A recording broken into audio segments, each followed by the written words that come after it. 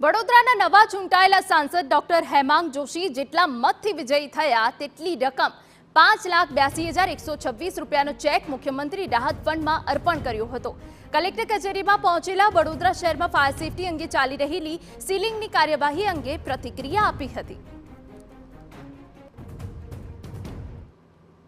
એક સાથે તમામ વસ્તુઓ તમામ જગ્યાઓ બંધ કરવા કરતાં એનું વખતો વખત ઓડિટ થાય અને એના માટેના જરૂરી દસ્તાવેજોનું ચેકિંગ થાય તો ક્યારે પણ આવી ઘટનાને આપણે બહુ પહેલાં જ આપણે ટાળી શક્યા હોય। અને આ બાબતે અમે ઓલરેડી કમિશનર સાહેબ સાથે વાત કરેલી છે, કારણ કે આપને ખ્યાલ છે વડોદરાની અંદર પણ આવા પ્રસંગો બનવાના શરૂ થયા છે,